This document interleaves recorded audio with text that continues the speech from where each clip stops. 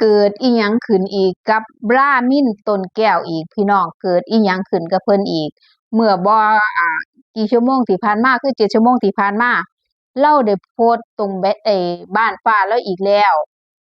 เกิดอะไรขึ้นเพิ่นโพสต์ว่าตามโพสต์ที่เพิ่นโพสต์เนาะเพิ่นโพสต์บอกว่าเว้าจังใดดีล่ะพี่น้องบัดนี้ในขณะที่งานวันที่30ธันวา68งานที่เจ้าภาพจ้างงานรำผมไว้วงเล็บยกเลิกเด็กน้อยคนหนึ่งถามผมว่าอ้ายว่างบ่จ้าวันที่30ธันวาหนูปรึกษากับแม่ว่าอยากให้อ้ายมาขึ้นรับเชิญบนเวทีสาวน้อยอยู่บ้านหนูจ้าอย่าพาอ้ายขนลุกไปหลายกว่านี้เถาะเพิ่นว่าแล้วก็ใส่อีโมจิแบบปากงงสินะว้าวยังประมาณนั้นประเด็นคือเราเกินเนาะผมมีงานแต่งานผมดันยกเลิกอาทิตย์เมื่ออาทิตย์ก่อนพอดีมีอะไรให้ตื่นเต้นอีกไหมนี่เพิ่นว่าสิเนาะ30ธันวา2568บนเวทีอันทรงเกียรติ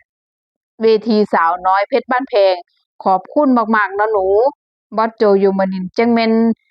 มีลูกสาวน่ารักเพิ่นว่าพี่น้องก็คือสืบเนื่องมาจากเพิ่นมีงานวันที่30เนาะอยู่ๆงานเรายกเลิก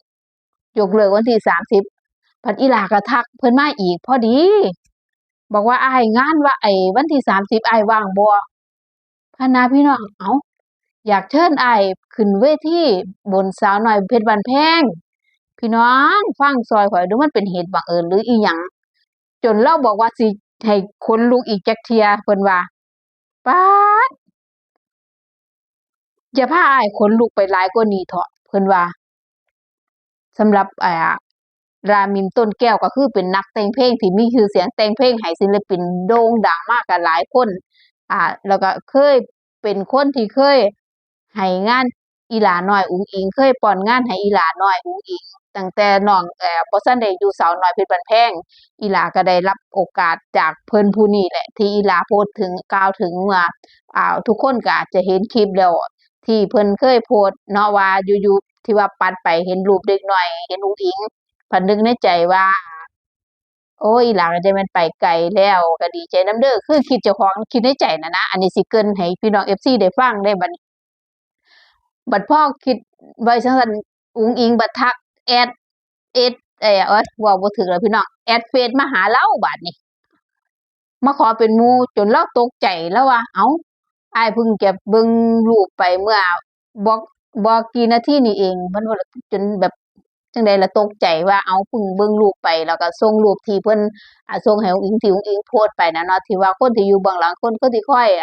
ที่มีมื้อนี้ได้ก็คือคนที่ข้างหลังคอยซัปพอร์ตเพิ่นจังซี่แหมพี่น้องบัดหลังจากนั้นเพิ่นก็มาโพสต์อีกบัดนี้โพสต์หยังว่าติพอได้โพสต์ที่ถึงอีหลาไป FC ก็ไปคอมเมนต์ไปกดไลค์กดแชร์จากยอดที่คนกดหน่อยไลค์กดแชร์น้อยๆเกิดขึ้นมาบักหลายจนเราว่าเกิดอะไรขึ้นที่อุ๋งอิงบัดบ่ส่ำนั้นบัดทีนี้เอามาอีกแล้วงานโดนยกเลิกไม่รู้ว่าเรื่องอะไรก็แล้วแต่เจ้าภาพยกเลิกวันที่30พอยกเลิกเสร็จอุ๋งอิงโทรหาอ้ายว่างบ่วันที่30หนูอยากจะเชิญอ้ายมาขึ้นเวทีสาวน้อยเพชรบ้านแพงที่อีหลาเป็นเจ้าภาพเนาะป๊าดแล้วว่าสิให้อ้ายขนลุกอีกจักรอบแล้วว่าสำหรับอุ๋งอิงป๊าดพี่น้องเล่าจนว่าสิให้อ้ายขนลุกอีกจักรอบมันเป็นเรื่องบังเอิญหรือจังใดเอาพี่น้องว่าอาจจะบ่แม่นเรื่องบังเอิญดอกข้อยว่ามันอาจสิเป็นแบบบุญสมพงษ์กันเนาะเพิ่นเคยช่วยหนุนเกื้อหนุนอีหลาจังซี้ถึงเวลาอีหลามีงูมีงานเพิ่นบ่มีงานมันก็เป็นจวบเหมาะเพิ่นก็ทักไปอีหลาก็ทักไปสิว่าบังเอิญก็บ่บังเอิญก็บ่รู้แล้วแต่ดอกพี่น้องเนาะมันเป็นเรื่องความชั่วส่วนบุคคลแต่จริงๆแล้วเพิ่นอาจจะมีบุญสัมพันธ์กันนั่นแหละเพิ่นเคยช่วยเหลืออีหลาก็รู้อยู่อุ๋งอิงน่ะเป็นคนที่ว่าบ่เคยถิ้มผู้ใดไว้ข้างหลังสำหรับผู้ใดที่เคยช่วยเหลืออีหลามาคือมีโอกาสถ้ามีโอกาสที่อีหลาสิได้ตอบแทนอุ๋งอิงบ่เคยอยู่นิ่งอุ๋งอิงสิเป็นแบบจังซี่ตลอดนี่แหละคืออุ๋งอิงเพชรบ้านแพงผู้ที่ไม่เคยทิ้งใครไว้ข้างหลังทุกคนที่อยู่ในความสำเร็จ ที่ดันให้อีหลาเคยสำเร็จทุกคนน้องจะทยอยตอบแทนบุญคุณเมื่อมีโอกาสเมื่อโอกาสมาถึงเมื่อวันเวลามันมาถึง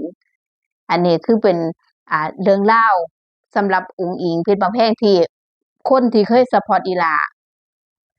ตั้งแต่บ่ทันได้โด่งดังตั้งแต่ร้องเพลงอยู่ตลาดนัดสมัยบ่ทันได้ขึ้นสาวน้อยเพชรบ้านแพงก็มีหลายๆคนบ่แม่นว่าเพิ่นผู้เดียวครูไก่พ่อไก่ก็อีกคนหนึ่งที่อีหลาเคยไปร้องเพลงนำและเร็วๆนี้ก็จะมีหนังเรื่องหอบฝันซึ่งสร้างจากชีวิตจริงของอุ๋งอิง เป็นหนังชีวิตจริงๆของอุ๋งอิงเลยว่าก่อนสิมาเป็นซุปตาร์ในปัจจุบันเนี่ยอีหลาผ่านอีหยังมาแล้วเดี๋ยวเราก็สิได้เบิ่งชมกันรับชมกันตอนนี้เพิ่นก็กำลังถ่ายทำอยู่เดี๋ยวรอติดตามเนาะว่าจะเป็นมาแบบไหนจะเข้าฉายในกลุ่มปิดมื้อใดอันนี้ก็คือเรื่องราวเนาะสำหรับรามิน ต้นแก้วที่เพิ่นเอ่ยถึงพูดถึงอุ๋งอิงเพิ่นว่าสิให้อ้ายขนลุกอีกจักเที่ยเพิ่นว่าเราเห็นเราก็เลยมา พูดข่าวให้ FC ได้ฟังได้เบิ่งว่ามันเป็นอีหยังเป็นเรื่องบังเอิญบ่หรือจั่งใดพี่น้องมีความคิดจั่งใดก็เว้ามาสู่กันฟังสำหรับคลิปนี้ก็ขอลงไว้ส่ำนี้เนาะแล้วเจอกันคลิปใหม่สวัสดีค่ะ